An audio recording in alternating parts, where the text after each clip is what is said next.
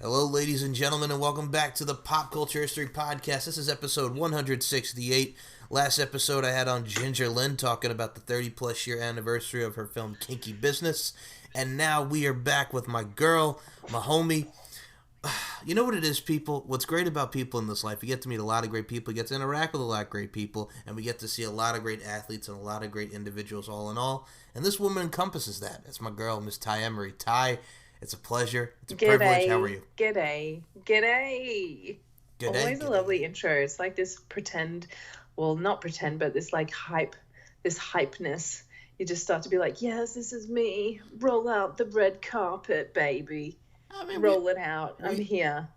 We all have to feel like that. I mean, we all do that. We all feel good about ourselves. It's not cockiness, it's confidence, and you exude all that, man. That's true. Fake it till you make it, or just vibe high. Fuck it.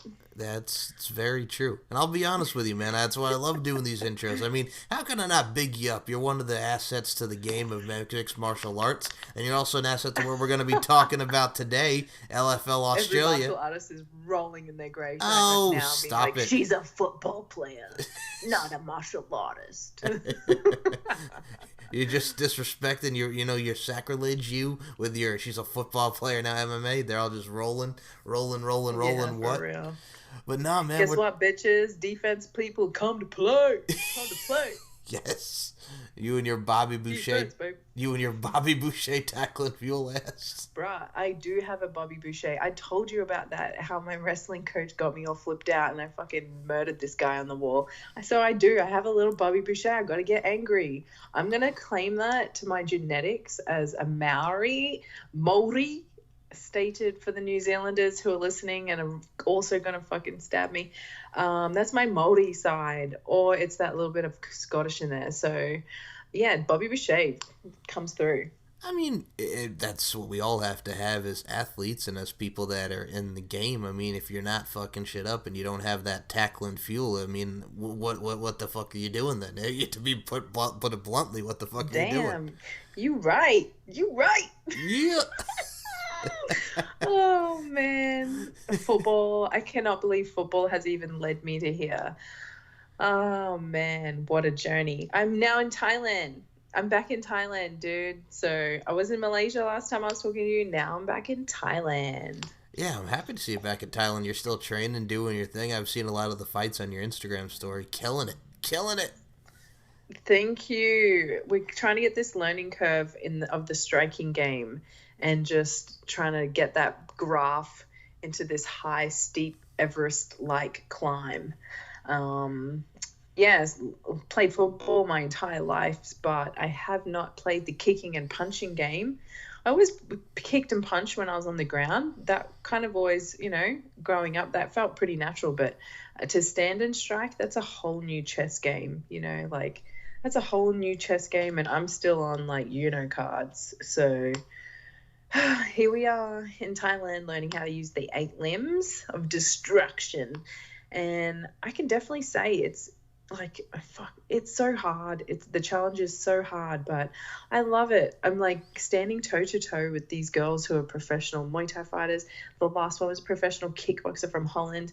Who can say that they even get to do things like that? Just throw themselves in the deep end. But that's what I'm doing, and it's awesome. Martial arts, man. Just to be able to conquer, it's like these layers of the mind, and I kind of, while fighting, it's like all of a sudden you're in the video game and you're actually being like, oh, okay, I want to press A. So you're a bit more your cognitive skills are a little bit more attached to your own thought process. And then other times you're just kind of sitting there at the window being like, whoa, that was a sick move, dude. That was sick.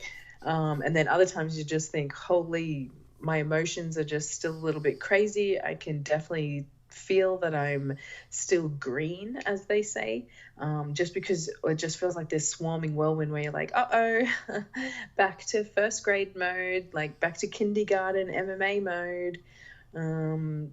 But hell, that's the whole point of it. I've got the best team out here, KBL Muay Thai. Thank you. I found some Rawai jungle guys Authentic ties, teaching me the ways. Man, and all of it came from tackling a bitch. Very true. I mean, I'll be honest with you. I will say this. I mean, when you're talking about green, I mean, the old saying is, to put it bluntly, you're green as goose shit. But I mean, you're Green learning. as goose. Dude, you're right. I literally just had a thing. I'm like, I remember being at the duck pond in Gladstone and walking in some green duck shit. And I thought, what is that? Because it's not poo, because it's green, but it was poo. You've just solved the riddle of a lifetime from when I was like 4 years old. Thank you. You're welcome. Well, no, that's the saying. I mean, you see it a lot in wrestling where they talk about the green term. I mean, they'll say you're green as goose shit. I mean, that's the old saying. You're green as goose shit. But you learn, and Yeah, I mean, green is goose shit. well, Hey, all you can do is learn. true. And you're spiritually connected. You're one with the universe. I mean, you're doing your thing. I'm doing my thing. Chakras have aligned. I feel Yes. present. What? That's probably as badass as you can get. Is just feeling a little bit more present within yourself. It How is. lucky. I mean, it's an internal and it's an external thing, but still, I mean, you got it here, man. You got the heart. Yeah, that's what that's what my Thai coach says. He's like, you have the heart. I'm like, I know. It's too big. Why? No, so your heart can never be too big, everyone. Have a bigger heart. Cold-hearted beeps. It's like the old song, man. You must be true to your heart. You must be true to your heart, man. I mean, come on, man. It's a lot of validity in that. Heart to heart. Take it back to Kenny Loggins' days. I mean, the group Hearts on Fire. I mean, we'll be here all day talking about the heart. I'll never break your heart, little Backstreet Boys. But I mean, Achy, breaky heart. Billy Ray Cyrus. If you could tell my lips, tell my fingertips, they won't be reaching Yo, out for you no more. His mullet game is strong. It is. Business at the front, party at the back. Man, I love me a man with a mullet. I'm not even joking. That shit's hot. Oh my gosh. Well, Every man just cuts his hair into a mullet. Hey, Ty, slide in the DMs. yeah. That's what you Jokes. just. But no, I mean, like, he kind of cut that mullet. I remember around when Hannah Montana came out in, like, 2006, 2007, and he kind of, like, cut it, and I'm like, where'd the mullet go, Billy Ray? Damn, Billy Ray. That's when Billy Ray's soul died, okay? That's when he really died. It's a sad day. He could have at least cut it into a rat's tail, like, done something sick with it.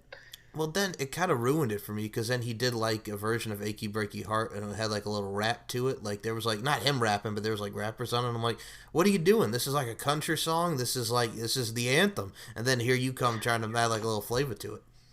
What about Billy Ray in that new song with the horse? I know which one you're talking about. Oh, my God. Dude, I love that song. Fucking, it's just, you know what it is too about Billy Ray? Like, Billy Ray Cyrus, Miley Cyrus, when she started twerking and shit, and I'm just like, okay, you know what I'm saying? But it's Billy Ray, man. Can you believe that dude is almost 60? What? He's He 50. looks great. He's like, you know, I always say there's Sean Connery. He's like got that Sean Connery old man hotness. Yeah, and He got that fun. He got lucky.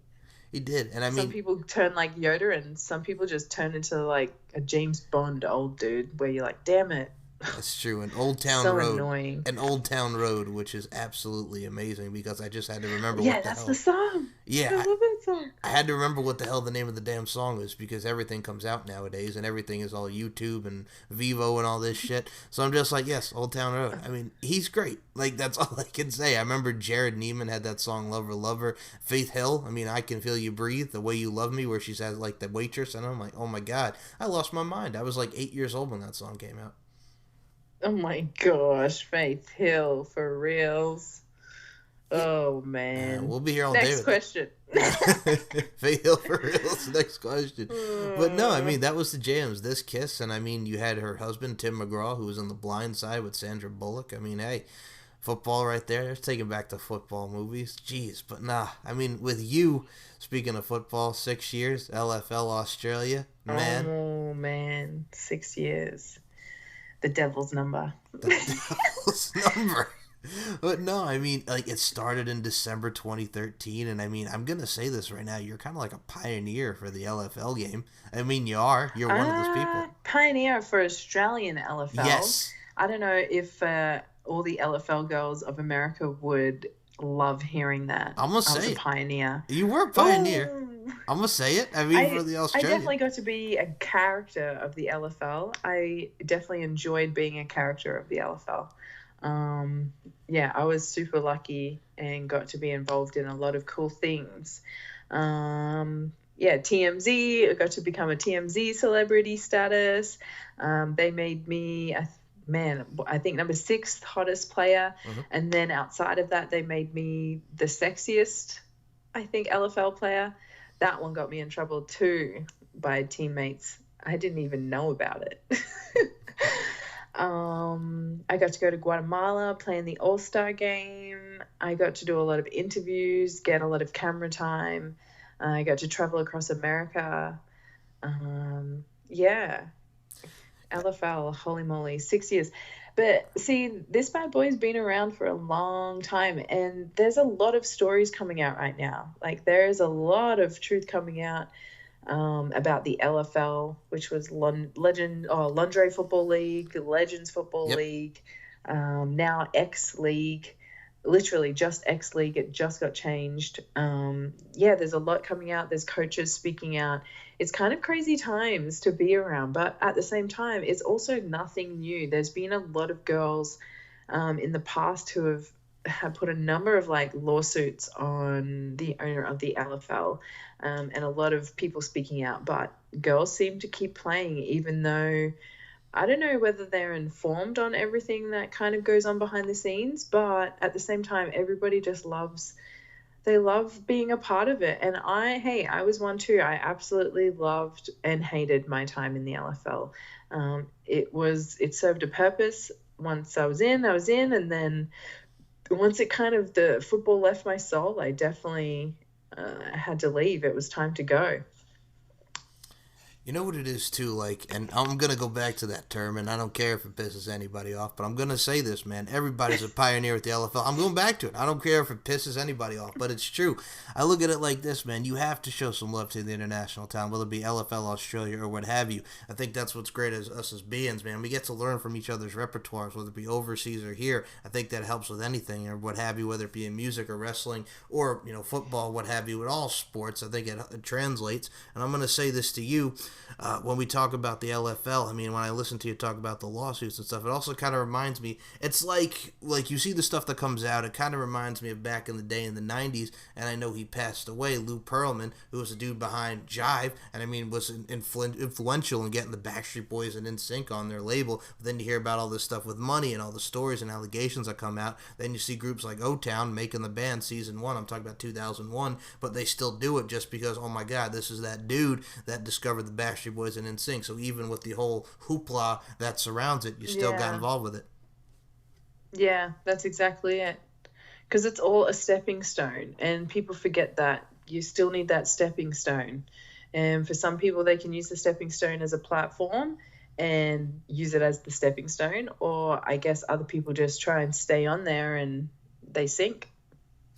Agreed. And I mean, man, whether you resonate and generate and evoking emotions, like, I'll be honest with you, when the LFL first came out, man, 2009, I was in high school, and I'm like, man, what's going on with this LFL here? Because I remember 2001, I know it's back now, the XFL, Vince McMahon, where's my real football, as he said in the press conference. And man, that shit bombed, but now we got the LFL back, and that LFL, excuse me, the XFL back now, and it's like, it's different, you know what I'm saying? There's less characters, like The Rock being involved, there's not that wrestling to it. They're taking it more serious. There's no He Hate Me, like we had back in the day, the He Hate Me name. But yeah, they're taking it more serious, and I mean, the XFL has been killing it. And when in regards to the LFL, with you, I'm gonna say this right now. When the 2013 came and it was the Legends Football League. Now, for me, I remember, Danielle Monet, who will go on to be Summer Rae in the WWE. I'll do the LFC tie-in. Lauren the Animal Fogel doing her thing with Denver. Again, love that bitch. We're gonna say it each and every time we mention her name on this show.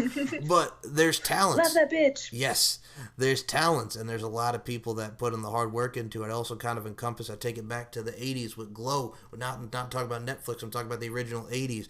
David McClain, Gorgeous Ladies of Wrestling. I always like that, but I'll be honest with you. A lot of those girls, and this is where we come back to that green as goose shit. A lot of those girls were actresses, and a lot of girls learned from the likes of Mondo Guerrero, the legendary wrestling Guerrero family. And I mean, Glow Hollywood, Hollywood from Glow, the original Glow, the first ever hiree of Glow, is still doing her thing in wrestling and what have you. So it's just amazing to see a lot of people learn, a lot of people, the influx of like sex appeal, and the old saying goes, sex sells. And that's what I saw with Lingerie Football League. Yes, and that's what it was. And I hope people like, it's no college football. Like, LFL was not college football, and it should never have been looked at as if and taken seriously as college football or the NFL. It doesn't have the traditions, and it doesn't have the hundreds of years of football behind it. LFL was an entertainment sport, and that's what we did. We fucking entertained. It was that mix of WWE, a little bit of UFC. It had a little bit of roller derby. It had Miss Universe, fucking, it had all these things and all these elements molded into one blueprint, like one formula. We got some titties, plus we got some ass, plus we got some football, plus we got bikinis, plus we got pretty faces, plus what does this equal? It equals LFL. So yeah, heaps of talent has been able to come out of it. A lot of girls have been able to, they've been able to train and travel around the world. There's a lot of good coming from it. Like, ain't hating at all. And one thing I found, like, when I was traveling and training throughout America, once people realized, they were like, oh, you're the LFL chick, like, you can't, like, that was the label for a long time between all of them. Luckily for me, most of the time people were my friends, and then after a bit they were like, yo, you played in the LFL? And you're like, yeah, dude, I'm still playing. They'll be like, oh, sick, I watched a YouTube about you, fucking, you had millions of views. You had millions of views. You guys really hit. I'm like, yeah, we really hit. That's real. That's all real. That's not PG-13. This is X-rated. You get a lot of respect because people could see how hard the hits were. Like, and it was a great time. It was fucking great. Yeah, but I think people would start to kind of like throw it down when they're like, you guys, oh, look at the uniform. For one, guys, hey, I'm like, a lot of the girls who played didn't like the uniform, and some did like the uniform. For me, the uniform brought a set personality. So by changing the uniform, you're also changing the game. You're changing the game dynamics, and you're changing the personality that would be drawn to playing in it. So for me, I loved the uniform because you needed to be a smaller fit. I was one of the shortest and one of the smaller girls out there. So for me, if we were in full kit, like, I'm too small to play. So I loved LFL because it was 7-a-side, which meant it was a faster game. Now I'm coming from Australia, so my entire life, like, I had a football before even having a Barbie doll. So we played 7-a-side, which is like a rugby league or a rugby union, but it's like, I guess, your flag football. So you would have 7-a-side, you would tag the person with the ball, you would run back on side, and then continue to play. So that was a really fast-paced game, and I played that at A grade. I played A grade mixed. I reffed, I did everything, like, everything was football. So coming into LFL, it was so easy to adapt all of that, except now I got to add in my bull rush skills, which I will say I played every single year of primary school and some years of high school. So yeah, it was good times. Sometimes people get so lost in this debate of, they sexualized it. Yeah, because we just got out of the kitchen, guys. We just started voting. Hell, I was one of the first fleet of women being able to be an electrician, for God's sake. Like, of course they're sexualizing the game. We need to make it an entertainment sport because people want to watch that. It was an entertainment. It wasn't meant to be ever taken over and for people to go, this is going to be the next NFL, or this should be, just treated as a tradition. No, this is like the WWE. This is an entertainment show. So sometimes people get lost in all these debates for that. But hell, yeah, it was interesting. We had a Playboy bunny as well play on the Las Vegas Sin. That was pretty cool. She got lit up. She's a really cool girl. I think she's actually one of the owners for the new league that Chantel Taylor and a lot of the Chicago Bliss girls are going to be playing in. Like Ja Rule owns one of the teams. I'm pretty sure Minxie owns the Las Vegas team by looking at what's going on in the world of women's football. There's meant to be a new women's paid league out. So that's actually meant to be taking over with the LFL. I gotta say, and I didn't mean to beatbox there before, but as soon as she's like, we got some titties, we got some ass, we got some this, I'm like, oh, and I'm like, we just make that into a song, goddammit. But no, I look at it like this. Dude, it was fun. Like, it was fun. Don't even get me wrong. Like, I hope one day someone does like some movie where it's a league of their own, but it'll just be way more tits than ours. There's no crying in baseball. There's no crying in baseball. There is. So, I mean, when we're talking about those debates, I got to comment on that because let me tell you something, man, about myself. Man, when I was that kid growing up, and I'll be honest with you, when they were talking about girls and cooties, I'm like, nah. I'll be honest, my first kiss was third grade. I was 8 years old. Hi, Felicia. And we were on top of the RCK playground, man. And you get that kiss on the lips. Oh, beautiful. Still talk to that girl to this day, but I digress. I mean, look at it like this. Man, my appreciation for women and just, I didn't even look at it like that again. As when this first started, 2009, I was 17 going on 18 again, senior year in high school. I didn't have that mindset, you know what I'm saying? I appreciated the sport for what it was, the entertainment value that you added to it, and I mean, we got some beautiful girls. It's sexy, but you know, they're hard in it. It's badass, and I appreciated that. What did high schoolers think of it? Did they like love it? Was it seen as entertainment? Because see, you're a huge wrestling fan. Yes. So you're going to be easier to get to love this because you love wrestling. Agreed, but I mean, I'll be honest with you, and I talk about it with some people with the LFL. I mean, I was just talking to one of the girls from Muscle Sport Mag. Shout out to Stephanie Ferreira. She's like, oh yeah, I remember that. I love it. I mean, I was talking about this with our girl Michelle Ranga. Shout out to Michelle, one of the LFC prospects. I'm like, Michelle, you remember LFL? She's like, oh yeah, I remember LFL. So I mean, it translates, and I mean, MTV too. I mean, we got to see it. We got to see the sport for what it was. And me again, we're talking about New York. So 52's VH1, 53's MTV, 54's BET, 55 is MTV2, and 56 is Fuse. So I mean, you get that encompass of music, but you're also seeing a lot of reality-based television in there. Like, I'll be honest with you, 2009, the Jersey Shore was big. It was the shit at the time. And then you have the LFL over here. You have Music Countdown. You had a little bit of influx of music, but MTV was kind of slowly starting to go into that reality television realm. But I gotta say, from what I saw and remember checking it out, like, I'll be honest with you, 2007, I'm taking it back 2 years prior to this. I remember watching Wrestling Society X on MTV. It was short-lived, but I remember being on MTV, and then 2 years later, here's the influx with the Lingerie Football League, and I'm like, man, this is cool as hell. I dig it. It's a new concept. I mean, coming back from 2001 with the XFL, and we saw how that went, and like I've just described before, it's cool. I dug it. I think you could tell because, again, a wrestling fan, but I mean, I think it translated. I think people like it. It's something new. It's something different. It piques the interest. It has that appeal. I'm talking about real deal sex appeal. Yeah, it has the appeal. Yep. From the outside, it is. It's legit. It's got, the full gameplay, just like the NFL. Like, even on the days, like, I don't think people understand. We're there in makeup, like, from 5:30 a.m. And sometimes we don't play until 9 p.m. So we're doing green screen. We're getting fed maybe once, luckily twice if we got super blessed. And then we're still meant to go out there and somehow pull out a performance. Plus, like I said, the uniform brings a personality. So you got girls there who probably aren't going to eat because they've been put on some fat less bullshit, and they've got to think in their head that they need to look skinny out there rather than performing. Dude, it was crazy. Like, bruh. No, I mean, bruh.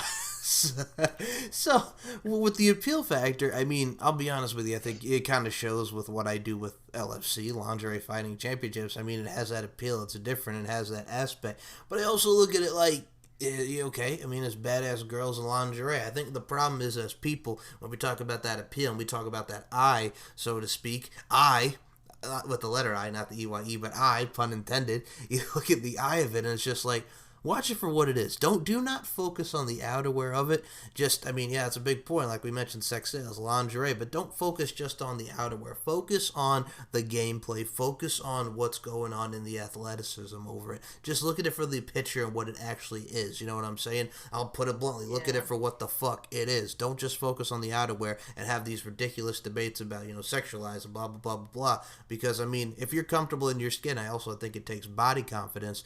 Go out there, flaunt it, but at the same time kick ass and do your thing. Yeah, exactly. That's the same. I sprinted in less when, I was 10 years old and 12 years old, 13 years old, 14 years old. I was sprinting in less. So to me, I never really even thought about it. It was just sports performance. Volleyballers wear the same thing too. People who come to the games, once they leave, of course, that's what the pull is. It's like I said, it keeps saying it's entertainment. But once people have watched it, like, of course they come back because they see how real the hits are. They see how, how crazy and how emotional the girls are when they're like tackling and getting tackled, and when quarterbacks are making these amazing passes, like straight into touchdown zones. The gameplay is what keeps people coming back. Like people. Everybody loves football. Football is America's sport. It is America's sport. Like, you can't deny it. Like, you cannot be denying it. Of course not. I mean, America, fuck yeah. Take it back to Team America World Police. But I mean, I look at it like you talk about football, you talk about baseball, you talk about professional wrestling. There's a lot of great American pastimes. Talk about hockey with the lineage that we see in New York, Long Island, the New York Islanders, New York Rangers. Basketball, whether it be like the New York Knickerbockers, or I'm talking about the New Jersey Nets, the Brooklyn Nets.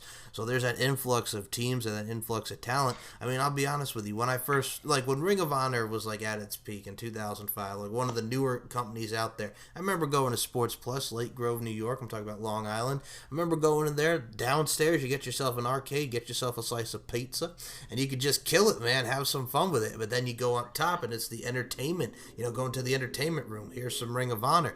It's different just because it's like they focus on the actual aspect. Yes, there's story, but they focus on the hits and the wrestling. So I thought it was different. I thought it was cool. So if you put that out to the public, and I mean, that's why I think that Lingerie Football League and the Legends Football League gets over, has that appeal. And personally, I want to go. I'll be honest with you, as an envious, some 17 or 18-year-old, and watch this on TV, and it's like, man, you can feel the electricity in the crowd. You're always leaving the crowd home empty, home happy. And I'm going to put it like that. You want to go to these games because you feel the electricity, you feel the passion, you feel the vigor, you feel everything that goes into it and what it overall encompasses.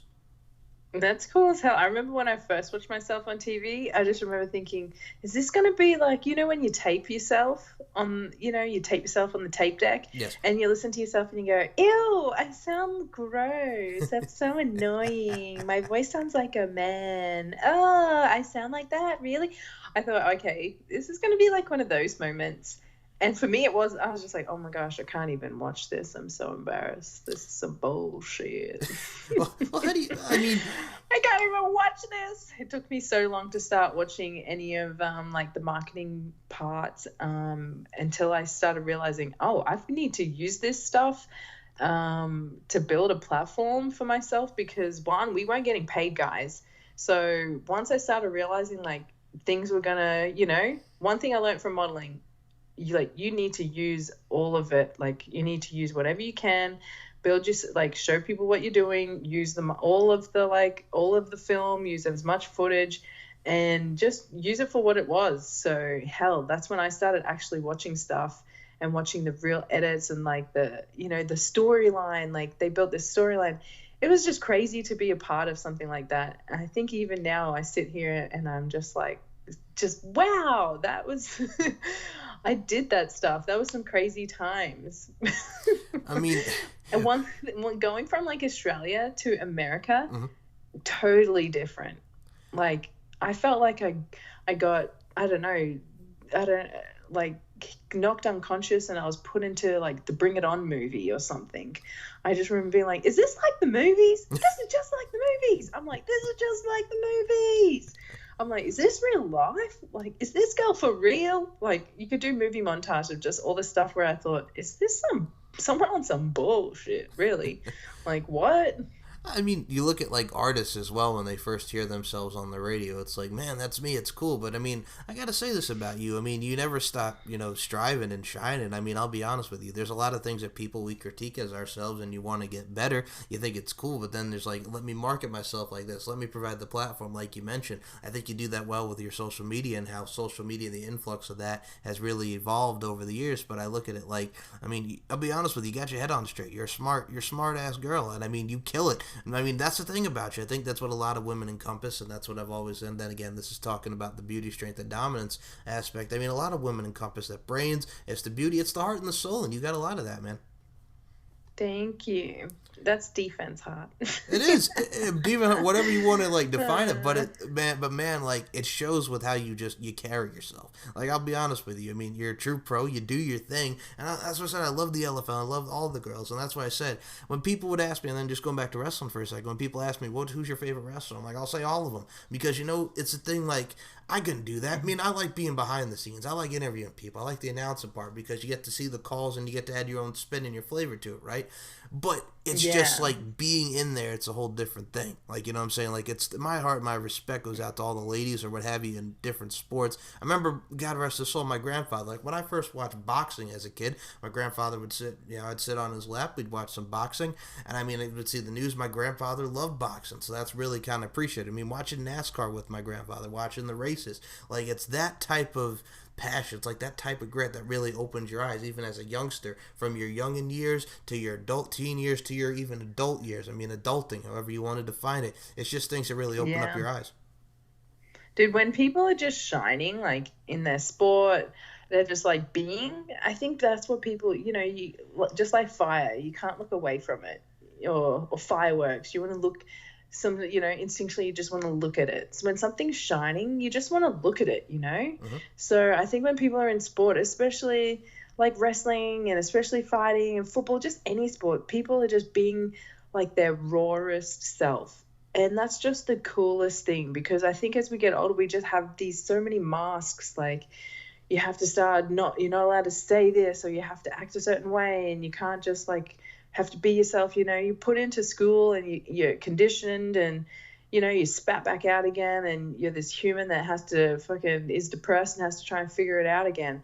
But for people in sport, like during those during that 30 minutes, 45 minutes, half an hour, or 1 hour, like however long your game takes, like for those moments, you get to just be the rawest self within the rules of a game, whatever they may be, and just be. And of course people love watching that. Like have a look at us as sicko humans from the Colosseum times. We love anything like that. We love watching the rawness of the human. Of course. I mean, I'll be honest with you. I mean, I'll take it back to gym because if you look at the times in gym from like my elementary to middle school to high school, you get about 30, 45 minutes of gym, right? So, I mean, I'll be honest with you. When I was in gym class, my favorite sports, I used to love playing kickball because you get to kick that sumbitch high. And then you get to also play basketball. Like, I love basketball. Had a hoop in my backyard. You get to play knockout where you're all set up in a line. You got a ball, you pass it, shoot. I used to love that stuff.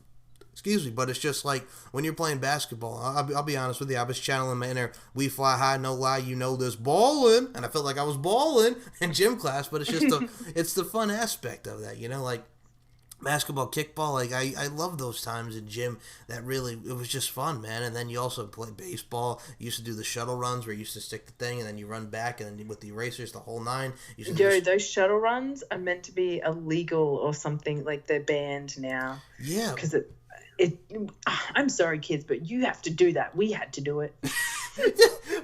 I don't even care. I would just be blacklisting it. Like everyone come in. I don't give a shit what the fucking law says. You're doing that shuttle run. Hey man, you can get your 7.6 or you can get your 3.2, and you can be laughed at like the rest of us. Hey, although man. I was until like the end, so I can't. Sorry, guys. This girl. Sorry, guys. I Sorry don't mean about to that. laugh, but god damn it. I mean, you look at the shuttle run walking back and forth. That I mean, I did it. It was cool. But I mean, I'd rather do that. I mean, we used to do the mile run around the track where you had to run like 4 laps around the track. God dang.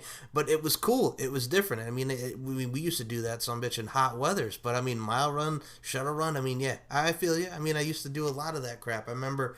Oh my God!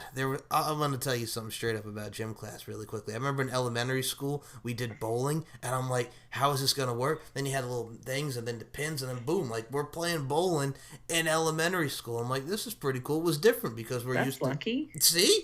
I'm like, we used to play soccer and stuff, and I'm like, "God dang, bowling!" And I'm like, "Wait a minute, how's that going to work?" And then sure enough, it worked. We had some fun with that. Damn. Oh, I think I remember bowling, but I'm pretty sure me and my friend Celine used to go and like take the chocolates. I'll be honest I with you. clearly remember taking 2 chocolates when we were only meant to take 1, and I remember looking at the person like, "You better shut it, man, because I need this Turkish delight and I need this little crunchy bar. And give me that cherry ripe." It's just, I mean, double the pleasure, double the fun. Chocolate, man. Chocolate. I mean, hey, man, Tazon Day, chocolate rain. A baby boy, chocolate rain. That's what it was, man. You had that chocolate rain. Oh, I thought you were gonna go all like South Park.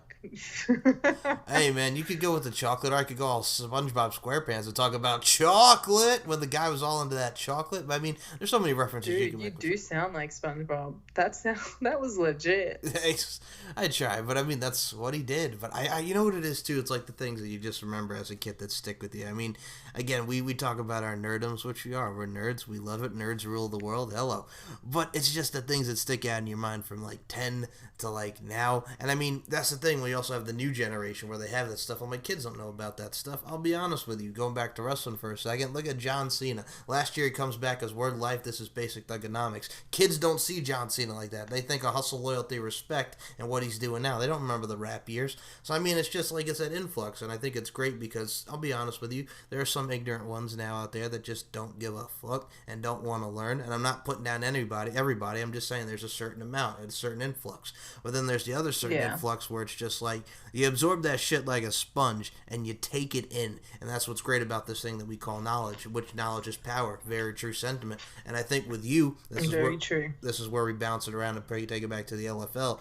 I look at people like yourself, and there's a lot of girls in the LFL that kind of absorbed that knowledge and they took it in. Besides killing it and pretty much tackling the bitch and that tackling fuel that we were talking about, I think you absorbed that knowledge, and it shows where how you transcended now into the MMA world.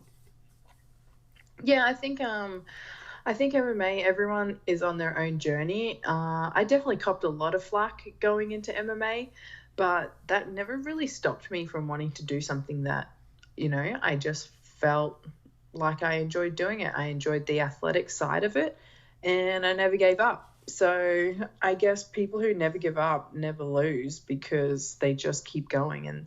And hell, if you're not afraid to suck at something, and I mean really suck at something, you just keep going. But hell, I think there's, MMA, I feel like in MMA there's a different sort of character that, just like mutants. Like there's a different mutant to touchdown so kids can aspire and look up to this one mutant. And I feel like MMA people are just like that. I feel like we're all these one mutants that have this backstory, have this like broken childhood, or have this like white picket fence childhood, or, have all these different storylines that have kind of led us to realize, from that invisible soul or something tapping you on the shoulder, whether it be Bruce Lee going, "You have the calling, continue down the road of martial arts." Like there's something that's inside you that goes, "Hey, you may not like this, but dude, you're a mixed martial artist. Like, you got to continue doing this. And you're not going to know any of the reasons why, but you're going to continue to learn, and you're going to throw yourself into every deep end there is. And you're going to start, and maybe you started when you were 7, maybe you've been doing jiu-jitsu your whole life. Maybe you're just some freak athlete that's got this fucking killer right hand. Like, you don't know. There's people from the NFL going to MMA. There's people from all walks of life going into mixed martial arts now. And you've just got to find whatever your craft is and just go with it, become well-rounded and just roll with it. Like, there's no law and there's no rules to any of this, and that's even just life. So yeah, LFL, hell, even for LFL, I used a lot of the stuff. I was lucky and was a model in magazines and getting published in magazines and calendars and music videos and getting to do all this like crazy, beautiful, sexy stuff before social media. So I feel like I was kind of groomed into, even killing it in LFL and being able to think light years ahead of myself. And even for MMA, I went into MMA and I had more sponsors and people backing me or more products behind me than some people who were fighting in the UFC. And hey, that didn't mean that I was better, but it meant that I was better to be able to be marketable. And that doesn't mean that you're more skilled than someone else, but it definitely shows, people want to be able to approach someone. People want to see if someone can talk about something. They want to see if they're passionate about something. Like, there's so many blue listed things for any of that. But I don't know. Hell, MMA, I think, well, for right now, I've got so many people kind of coming and backing me in this. I've got all those hot lists, which, hell, that's not easy. I'm a girl and I like to punch things. So it's not hard to get recognized by all the, I guess, the thirsty. One's called Thirst Jutsu, one's MMA Chicks, all of these pages kind of sort of back behind all the beautiful women of MMA and kind of throw us out there, which is awesome. But all my LFL years definitely helped groom me for MMA. But then when I ran my own electrical contracting business and then I was professional modeling, I feel like both of those two things just gave me the proper blueprint to be able to just run it with anything. Like, if you can run your own electrical contracting business, like, hell, you can go and deal drugs. If you can deal drugs, you can sell supplements. Like, you can run Instagram. Like, you can just apply all these like models that you've already learned from these previous jobs or previous lifetimes, and then you just apply it to whatever you're doing then in that moment. That's pretty much all I've kept doing. And I guess, hell, yeah, at the end of the day, sex sells. The story of LFL, like how it got me from Australia into America, and then from that, hell, I played like 2 years of that, and then I ended up meeting Misha Tate. And I remember just talking to her about, I wasn't happy. I was getting in trouble because I had my sponsorships. I even got in trouble because TMZ said I was the sexiest LFL player. Why am I getting yelled at at training for something that I don't even care about? I just, in my head, I'm like, motherfucker, I've just been riding my bicycle from my home to my gym, Extreme Couture in Las Vegas, at 5:30 a.m. every single fucking day, and riding home on my bicycle with 45 minutes to get home when the sun's going to go down. Like, all week I'm doing this, and now I want to get here down to LA and you want to yell at me for being the sexiest LFL player? Like, I don't understand where any of this is bad.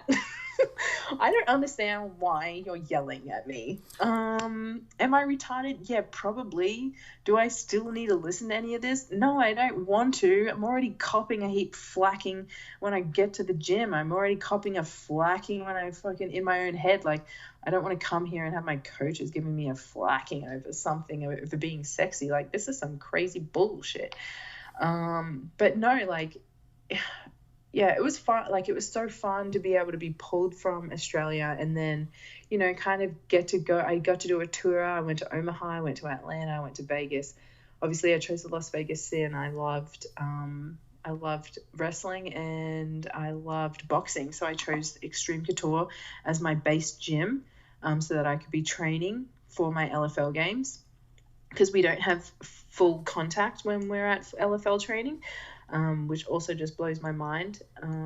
So yeah, I kind of just rolled with the punches of that and just kept training martial arts for my LFL games. Hell, being a part of LFL was probably one of the, like, it was so fun. Like, I don't even know what fans would want to know. I feel like they'd be like, is everyone naked in the dressing room? Yes, little Jimmy, we are completely naked in the dressing rooms, and there's a lot of titties flying around, but unfortunately there's no nipples because we have to cover our nipples. So we have this crazy contract, right?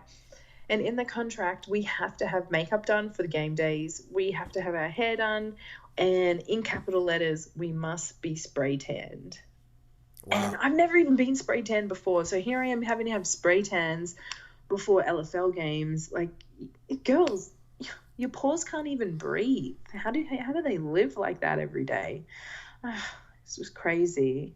I think also what also made it too is, I mean, besides the spray tan and the covering of the nipples, I also look at it like you also, I'll be honest with you, you were very snug in what you did. You got your shots in, you laid it in there. You're very snug, and I appreciate that because I also, again, I know we're going back to wrestling here, but look at the snug and how you actually, it's the mechanics of it. It's the systematic dissection. Whether you're, it also goes back to that chess playing, like a chess piece, you know, to quote Denzel Washington in Training Day, this shit's chess, it ain't checkers. So it's the working, it's the mechanics over it. And also with MMA, like, you're working over the arm, you're tackling, you're going after a certain body part. I always appreciated that because a lot of people look at it now and it's like very high aerial assaults, and you get to see a lot of spot fests and just dives, which is great from an aerial standpoint and overall athletic ability. But I'm just like, man, just the snugness and just the way that you lay it in there, I also appreciate it too. Because I'll be honest with you, again, Ty, you're very snug, and I also like the way that you played the game. Damn, like I said, I come from a lifetime of football, so I'm actually a form tackler from rugby union and playing rugby league at school. But we were allowed to play rugby union but we couldn't have contested scrums because the female neck is weaker. So I came into LFL being able to form tackle, which helped me a lot, like completely helped me a lot. And now that I've gotten into more of the wrestling and the grappling and jiu-jitsu side of things, I've actually got a natural sort of, my tackle is like a takedown, like, because I think I was like 145 or 106 to 160 pounds, and that was me having to do weight sessions from GATA like 6 days a week just in my own time. I was having to lift weights. I was eating sweet potato before bed. I was having, what is it, the jelly and peanut butter and jelly, PB&J, girl. PB&J. Having my chocolate milk before bed. Like, I was really pushing it to try and be that big, but these girls are 190 pounds. And I was having to tackle and take down these girls. So when I look at some of the film, I'm like, damn, that was beautiful. Like, that was a nice hip toss, you know? I see that, yeah, all these natural sort of athletic elements were already kind of a part of my game. So it kind of makes sense. The ground game for MMA makes sense to me because it's like, oh, okay, shoulder pressure, get you to the ground. Okay, stabby, righto. Let's learn some chokey stuff. Now let's learn some punchy and kicky shit. You know what it is too, and this also ties into LFC because you are a prospect of One Laundry Fighting Championships, and I'll mention this to you. I cannot wait to kill a bitch in that show. Yeah, you heard me. I want all you girls on Twitter be listening. I'm about to just blow up, just put everything in caps lock and be like, look, ladies, this is not the sarcasm font button. I am not playing with any of you. This is some real shit. It says no punches to the face, but I will make you forget. I will make you forget that you will punch me in the face because I'm going to beat you so fucking bad. So bad. So this is where I also put over another. But I love you all. You're all hot. Just keep going. It's all good. I love you. Okay, so it's also good about the other prospects is like we were talking about last time with our girl Michelle Ranga. So what's great about it is we have a lot of girls that also have, again, different abilities from MMA and professional wrestling. But what's great is, you know, Michelle trains with MMA and she does a lot of great work with ProFit Deer Park, but she's also in Deer Park with a New York Wrestling Connection, Bull James. And what's great about the trainers and trainees there is a lot of people, what's very prestige about the New York Wrestling Connection is we have a lot of people that have gone on to WWE and been in so many various wrestling promotions. Like, I'm so proud of Michelle because she's in good hands training and she's learning from the wrestling aspect and taking the falls. And I think that's what's great about the prospects and people like yourself. You're working on your techniques, and if if you take this shit seriously, which a lot of people are, and I'll be honest with you, with LFC, some people just go in and look at, oh, it's the outerwear, look at me, I'm sexy, let me a little roll around here. No, that's not what it's about. It's about putting the time and putting the work in. That's why I'm just putting over Michelle, who's a part of our group here. Michelle's doing a thing, and I'm so proud of Michelle. I'm so proud of you, because y'all are killing it. Yeah, it's the art of it. And I think that's why a lot of us, like for myself, like, hey, I love the fighting aspect, but a lot of us want to go in and do the WWE. We like doing the wrestling shows. And I think the best thing about LFC, it really is the training grounds. It's like the feeder club into the big leagues. Because you have all these opportunities. You've got the reality podcasting, you've got the YouTubing, you've got the live stage shows. Like you have all these elements that allow you to really build your character and be able to shine and get rid of those butterflies. And with each time you're really just kind of crafting yourself to be able to be this shining fucking star, it's such good opportunities. I think it's amazing. And like, again, people can get so lost. I think when I was doing that news interview, they asked me if I felt like, as if I was being put under the thumb sort of thing. And I thought, well, no, because people are being paid. Did anyone ask Cleopatra if she didn't feel like a goddess back in the day? Like, no, some women like fishing and, some women like to be able to wrestle. There's just, there's different kinds. Oh, yeah, and I mean, you know what it is, too, like you were talking about that interview. I look at it like this. If people want to wrestle, do what have you, God bless you. Whatever endeavor you're in, put your heart into it. I'll be honest with you, getting into podcasting, 2014, we talked about starting it, myself and Steve. I'm like, let me think about it. I gave it, like, after the holidays, a couple months, and boom, here we are. I'm on these platforms, I'm doing LFC, what have you. I think that's the goal, that's the passion. Like, when I was in school, I'll be honest with you, I hated art. I couldn't draw worth a damn. I had to see an occupational therapist, because I'll be honest with you, my motor skills fucking sucked. So I had to go to the occupational therapy. Bad hand-eye coordination. Yes, thank you, Ty. What was interesting You're welcome. He's like triggered, guys. He meant to be going to his high school reunion. Trigger. He's been triggered. I'm getting to that. Let it build up there, kid. So I remember when I was in high school, like, I didn't want to take art in 10th grade. I wanted to take music theory, which was kind of like the equivalent to what we had in middle school, which was music evolution. You're learning about the history of music, like the Mozarts, the Beethoven, the whole nine, but it was called music theory in high school. Oh, that's cool. What's this one?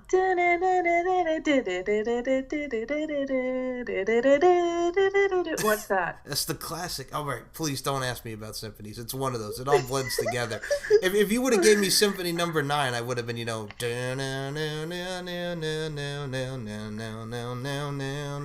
Number 9. Oh, yeah, I can hear it. Yeah, that's a good one, too. Yeah. Man, don't even ask me about symphonies, man. I only know also about the Symphony of Destruction, just like the Pied Piper. I'll take it back to that, but no, I digress. But now I gotta have... You know what it is, too, man? And I know we're rambling here with symphonies, but I love that because you get to play the music. Miss Ashkenazi, what a name. Miss Ashkenazi was my music evolution teacher in middle school, and I love that class. It was an easy A. You just gotta listen to the stuff. You watch some documentaries. Oh, my God. And she was also a huge Mets fan, so that helped. But I digress. It was an easy A. We call that the bird class. Yeah. So what the story that goes is, man, Mr. Bowler, my guidance counselor in high school, man, sophomore year, I wanted to take music theory my sophomore year because we're talking about classes, and he's like, Mike, you got to take art, and I'm like, I'll be honest with you, I'm like, fuck, like, I don't want to take art, you know what I'm saying, because I hate art, I've sucked at it, so then I take, I had to take art, but, it is what it is, art was not my strong suit, but I worked my damnedest to it, and this also goes with podcasting, because it's like, you got to find your niche, whether it be an LFL, whether it be an MMA, you got to find your niche, and it fucking helps.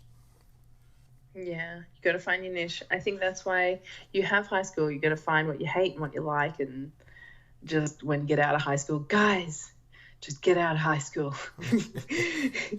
So much better.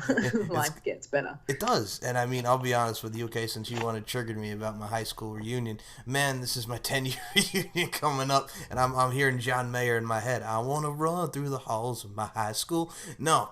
See, here's the thing about that.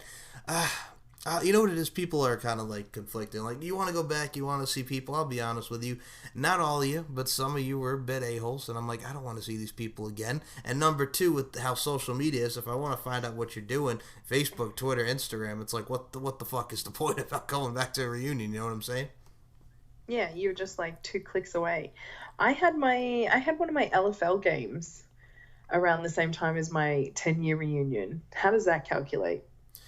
Oh, But I yeah, know. I remember everyone was really dirty that I didn't come back, and I just thought, yeah, but I'm playing LFL. I'm playing like my first football game at one of the biggest stadiums in Australia. This is what this is what we leave high school for. Hell, I didn't know that I was going to end up even doing anything like LFL and be given that sort of stage. Hell, those guys who played football their entire careers who never even got to play at some of the stadiums that I've got to play at. Um, yeah, man. Well, no, I mean, I look at it like when the Hardy Boys were talking about, I didn't go to other my proms because I was wrestling on that night. They were booked doing a wrestling show. I mean, when it comes to reunions and stuff, like, I'll be honest with you, again, that's what a lot of people feel like, oh, I don't want to see those a-holes again, or, just, it's like, what's the point now with social media? But it's like, I'll be honest with you, I can count the friends that I have on my finger. I got you, I got my boy Steve, I got a lot of people, and I'm like, this is just where I'm going now. It's not just to hate about reunions and stuff, but I'm just like, man, I don't want to see that because it also is that memory. It's like you go, and I'm not saying all of them, I'm not saying all of you, but it's that memory. It's like, why do I want to see that? Because if you had a bad experience with somebody, I know people grow and people change over the years, but it's just like, if it triggers bad memories, it's like, nah. You know what I'm saying? Why do I want to be around that negative energy when I'm doing my thing? I'm on a positive road. I'm on my positive energy all in all. My overall aura is good, so why do I want to fuck that shit up? Pretty much. I think that's how I felt. I just thought, yeah, but I'm in the present right now and I've got things to focus on, and I just didn't want to go. I also, if someone wanted to pay for my flight, but even then in my head, I'm like, okay, I'm going to be on a flight. Then I have to worry about getting rid of, like, I don't know, all the, I guess, swollen ankles and things like that. I'm just thinking peak performance. I wasn't even caring. Mate, it could have been Christmas Day with friggin' at the Pentagon, and I would have still skipped out because I was playing a game of football. Like, I didn't give a shit. If you've got a mission, that's all you're doing. Who cares? It is, and Football was life. it is, and that's the thing too. Like whether it be podcasting's life for me or professional wrestling, and your overall fandom and your appreciation, it's your life that you have, man. And I think that's what drives people. That's what drives you to MMA. That's what drives me to what I do. We all have that driven point, man. And I mean, if you're passionate, your eyes are focused, you're staring straight, you're not going off on a different path, looking out your peripheral, what have you. I mean, as long as you're on that straight narrow path, it's like, fuck it, just do it. Yeah, fuck it, just do it. I mean, yeah. That's why Nike came up with that slogan, guys. It's all for a purpose. That it is. And I gotta say, I think, I'll be honest with you, I think we both, I mean, we cuss a lot and we put it bluntly and we shoot the breeze as we do, and I love it. But I think you and I are both probably, I think we both get it. We're both kind of spiritually connected in a way to the universe and the whole nine. I think it shows. And for that, I also appreciate you on that front, the spiritually connected side of you. Thank you. Although others would say it was a gypsy side, but Hey, Fleetwood what Mac. Well, else? Fleetwood Mac had the great song "You See Your Gypsy," and they saw your gypsy with you. Oh my gosh. Hey, Dude, I can't believe it's your 10-year reunion. It's my Devil's Numbers 6-year reunion of LFL. It's kind of crazy right now, like, to see some of the stories coming out. Like, I'm so appreciative of my years of LFL. But then at the same time, like, I'm not going to say what it isn't and what it wasn't. But at the same time, there was just this huge sisterhood that was created. We were hyping ourselves, whether we were playing on YouTube or playing on MTV, or playing on Fuse TV or CNN or CW and Channel 7 in Australia. Shout out to Channel 7 in Australia. Yeah, well, like, when we were playing on these, for me, it didn't even matter. I think I was just so sucked into being able to just be this athlete and being the best athlete I could be, and yeah, getting to just feel during the games. But hell, you put women in a room, someone's going to fight about something. But I think those things where it's like you're in a room with passionate people that have all the same goal, and obviously there's going to be fights, there's going to be tiffs, there's going to be blowouts. But I think with you, besides your thing, I think what you have as well with not focusing on like oh, I'm on this TV, I'm like it's great, but there's also a point where I think a lot of athletes just need to have this. You got to have humbleness. You got to be humble. I mean, you never stop learning. I think that's what's great about MMA and all the sports. You never stop learning. Every day is a new day. So I mean, you have to, you have to have that humbleness to you as well. And I think you kept that. I think people look at things differently. I think I'm cooler in real life. I think people see my Instagram and they really just read a book by its cover, and shame on them, because who fucking cares? Like, for real, I would rather just be myself around the people who actually, took the 5 minutes and let their guard down and maybe was inquisitive enough to want to hang out with me as a homie and kind of figure out past the social medias that, it's all an illusion, people. It's just like, it's just like Ty Emery, linebacker. Like, these are just profiles, same as the UFC and Bellator when it shoots up and it's, oh, this person, their wingspan is this, they've won this many fights, they've done this, they've won this, they've lost this. It's just like, that's really just someone's resume being shot up. They're still a human. People forget that. Of course. And I mean, with you, like, I think whether it's you're on a level like LFL All-Star, Timer, these people like, oh, are you that LFL chick? I mean, you're still a human being at the end of the day. We all have those raw emotions. And I'll be honest with you, don't just, everybody looks at like celebrity status and what have you. And like, but at the end of the day, these people, whatever field that they are, whatever level that they're supposedly on, I mean, we're all humans at the end of the day. We all feel that emotion. We all feel that hurt. And I mean, we're all people at the end of the day. Very, very true. Very true. I still can't believe it. 6 years. I know. Hell, 6 years and I'm in Thailand doing Muay Thai. What the hell? Well, really, universe? Oh, the universe tends to unfold as it should, and everybody has a purpose. And you have that purpose, Emery, to resonate and generate and just kill it in whatever you do. I pay him, everyone. I pay him to be the hype train. Hey, don't man. Don't worry about it. By the way, pays well. Speaking of hype, man, we have an old interview that I got to play for you, and we were talking about this. Oh, that's right. The time has come. The time has come. Before we close this out and we get the social media front, I got this girl wearing a Queensland Brigade hat with her long ass hair, looking as only she could do. Man, you had some long hair first and foremost, man. That hair, woo. I heard my hair is still long. It is still long, but I'm just saying, this particular interview, my God, man, this long hair blowing in the wind, hello. Just put you in the White Snake video. I haven't even straightened my hair. I haven't owned a hair straightener because I've been living out of this goddamn suitcase and backpack for how long. Eventually you just start having to choose exactly what you really need to live off. Well, a hair straightener used to be a very vital thing, but now I'm not in the LFL. I got to pack fight gear instead. That's true, but I mean, I need training gear.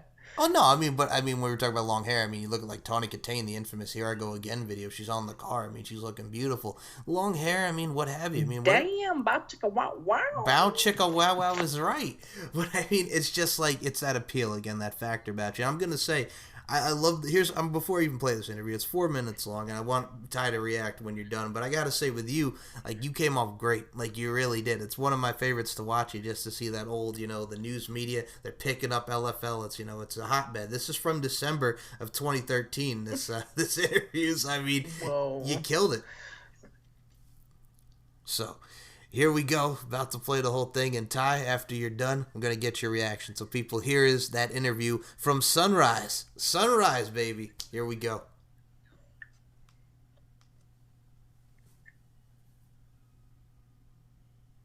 In lingerie. Now, in its second season, the Legends Football League is growing in popularity, but it has plenty of critics. So we sent Sunrise correspondent Michelle Tapper to meet the girls who are stealing the sporting limelight.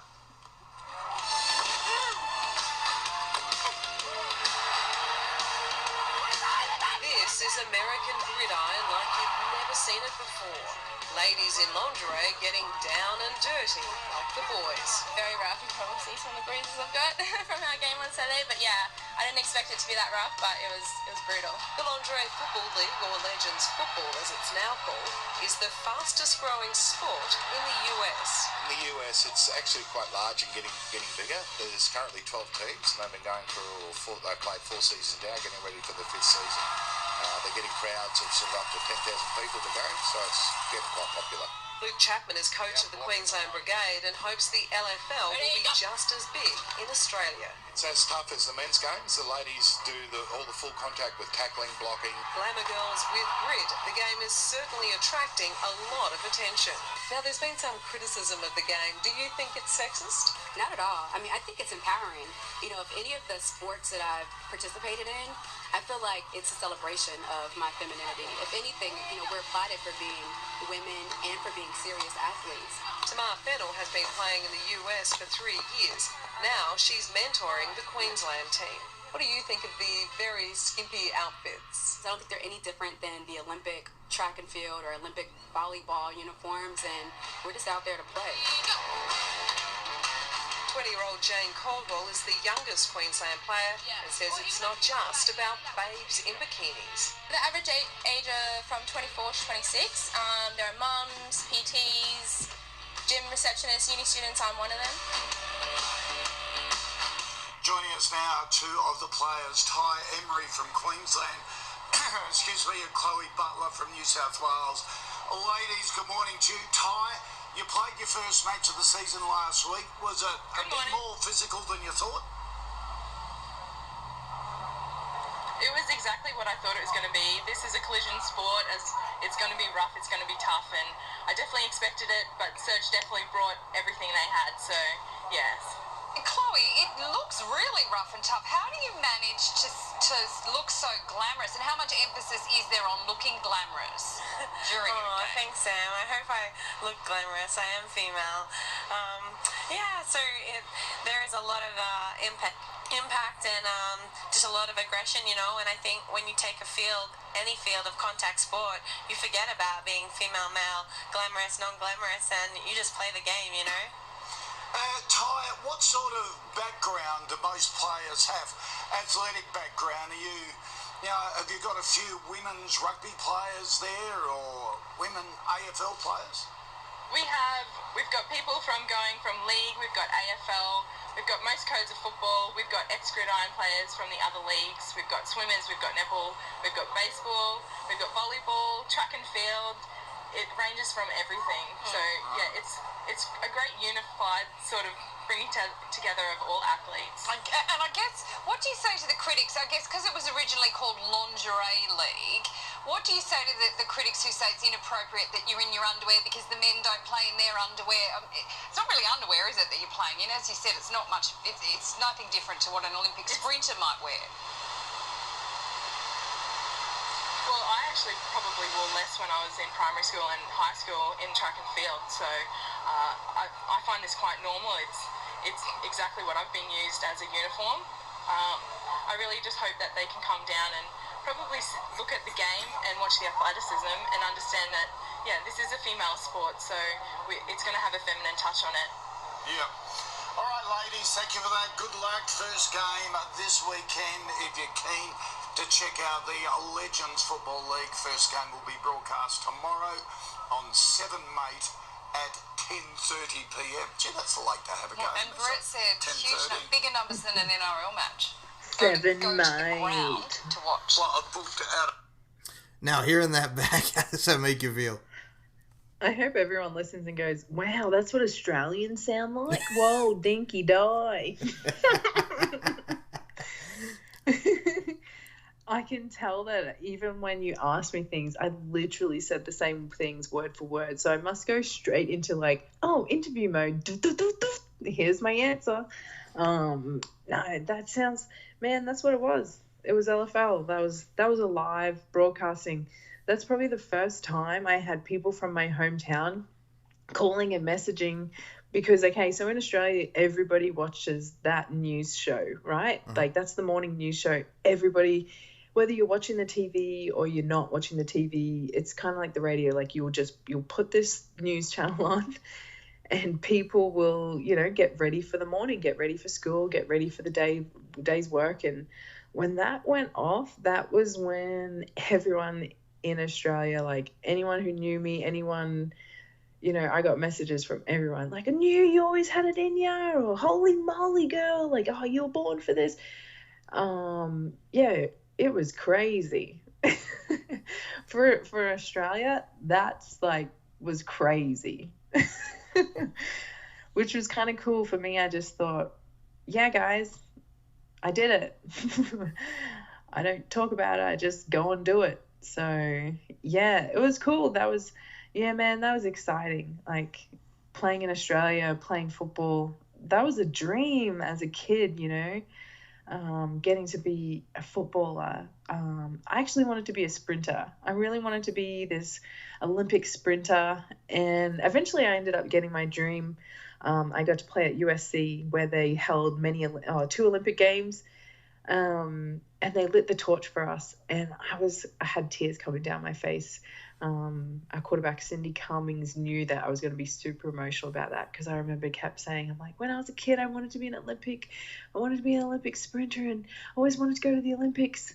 Well, I kind of got my wish, like the details had changed, but I definitely got my wish. And I think as a kid, everything that I kind of wished for, maybe subconsciously I built something just straight into my brain, just like burned it in there, because I'm doing everything I wished for, and everything I kind of dreamed for back then. It's just the details have changed, but somehow I'm still getting all these wishes and just like collecting them like Pokemon. Yes, gotta catch them all, and I think you are catching them all. I think what's great also about it is we have a lot of driven people, we have a lot of passionate people, we have a lot of people that just want to succeed and don't look back and just stay on that right path. And I'm gonna say you are on that path, Miss Ty Emery. Slowly but surely. We'll see where it all goes. Hey, man. Follow the yellow brick road, man. Hey, it's like that Natasha Bedingfield song, The Rest is Still Unwritten, so you got a lot more stuff to write in your book there. Damn, these diaries be getting heavy. Well, I gotta say this to you. First and foremost, I always love doing these pop culture shows. We have a lot more together, you and I. You also can check out Ty and I on a future episode of the LFC podcast. That'll be coming up soon. Details will be soon for you, Miss Ty Emery, but we got some more LFC podcasts to talk about. So any way I can incorporate you, it's always a blast. There's going to be some more fun topics on here, whether I'm having people like Ginger Lynn on to talk about kinky pleasures, whether I'm having Ty on, whether I'm having my girl Brittany Savage, whether I'm having my boy Travis the Walker Anderson on the Boy Meets World. There's going to be a lot of fun shows coming from the Pop Culture History Podcast. So, Ty Emery, to close this out, let everybody know where we can follow you on the Instagram, on the Twitter, and just let them all know. Find me on the social medias. It is at TAI_EMERY. That's me across the board. Follow me on OnlyFans. I'm putting more priority on that, guys. Instagram can suck my beep. No, I'm just joking. Love Instagram. Love all the social medias. So yeah, TAI_EMERY. I've got links there that take you guys straight to the podcast shows, all the LFC ones. It shows the history of that, all the pop culture, all the history of that. Yeah, anything I'm super involved with. I love doing these podcast shows. It's kind of cool to bring out this like, a different sort of element, and once in a blue moon through all of this training and chaos of whatever's going down. It's fun to kind of just share kind of the real story of a few of these things. Hell, I got so many LFL stories. I'm gonna forever be that LFL chick. If someone can just remember me by that, like, that's okay. That's probably not the worst name to be remembered by. Of course, and I mean, like I said, that's it's not. Mean names. Yeah, I mean, it's synonymous with you, and I think it just shows your career and your overall evolution as a person and as an athlete. Like I said, man, it shows. I mean, I'm going to say this: if you're not following Ty Emery on the Instagram, on the Twitter, on the OnlyFans, you got a beautiful human being right here. Whatever endeavor she's doing, man, you're killing it. You're a badass. We love you. Badass. Badass. I think that's my life goal. I think legit my life goal is just to be a badass. Well, again, slowly but surely, as you said, but you are still a badass. I'll be honest with you. People listen to this are going to say, hey, how can I be like Ty Emery? So you're resonating, you're generating, you're evoking emotions. Yeah, just be yourself. Beauty and the Geek, kid. Beauty and the Geek. Hello. So, So, for Ty Emery... For Ty Emery, my name is Mike Larkin. We provide all these shows with laughter, with fun, and we just ramble because we're both passionate people and we don't know when to shut the fuck up. And this is the time where we do shut the fuck up as we close this show. Ty, I appreciate you, and everybody will talk to you in the next episode. Peace! Cheers, mate. Peace!